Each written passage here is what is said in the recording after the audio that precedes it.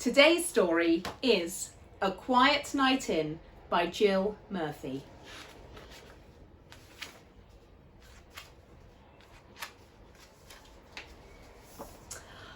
I want you all in bed early tonight, said Mrs. Large. It's Daddy's birthday and we're going to have a quiet night in.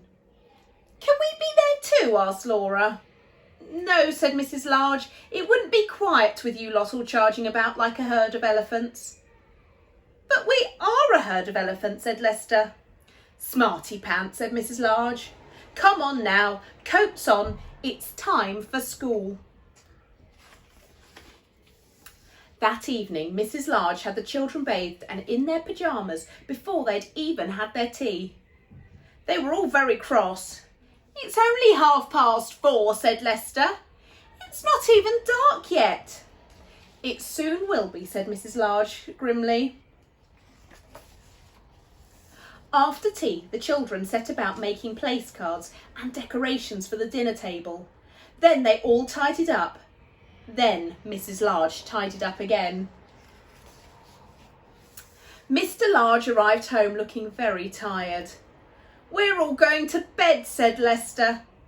So you can be quiet, said Laura. Without us, said Luke. Shh, said the baby. Happy birthday, said Mrs. Large. Come and see the table. Mr. Large sank heavily into the sofa. It's lovely, dear, he said, but do you think we could have our dinner on trays in front of the TV? I'm feeling a bit tired. Of course, said Mrs. Large. It's your birthday. You can have whatever you want. We'll help, said Luke. The children ran to the kitchen and brought 2 trays. I'll set them, said Mrs. Large. We don't want everything ending up on the floor. Can we have a story before we go to bed? Asked Luke. Please, said Lester. Go on, Dad, said Laura. Just one. Story, said the baby.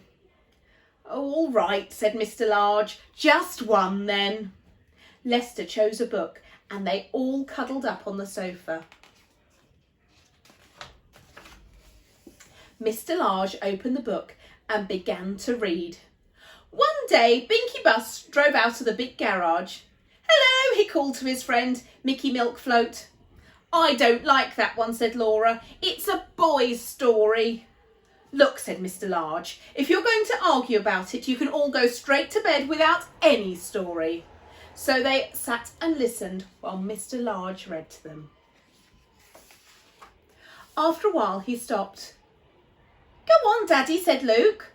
What happened after he bumped into Danny Dustcart? Did they have a fight? Asked Lester. Look, said Laura. Daddy's asleep. Shh, said the baby. Mrs. Large laughed. Oh, poor Daddy, she said. Never mind, we'll let him snooze a bit longer and I'll take you all up to bed. Will you just finish the story, Mum? Asked Lester. We don't know what happens at the end, said Luke. Please, said Laura. Story, said the baby.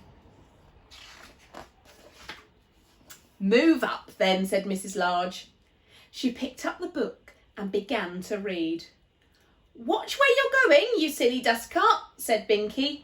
Just then, Pip the police car came driving by.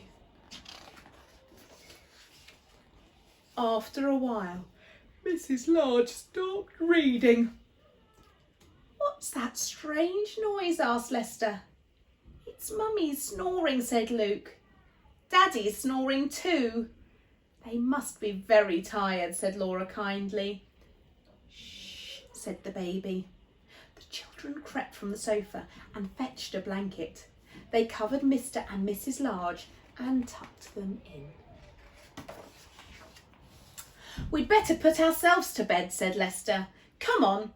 Should we take the food up with us? Asked Luke. It is on trays. It's a pity to waste it, said Laura. I'm sure they wouldn't mind. Anyway, they wanted a quiet night in. Shh, said the baby.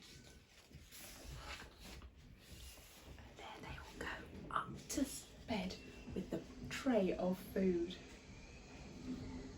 Looks like they dropped a few bits too. I hope you enjoyed that story, A Quiet Night In by Jill Murphy.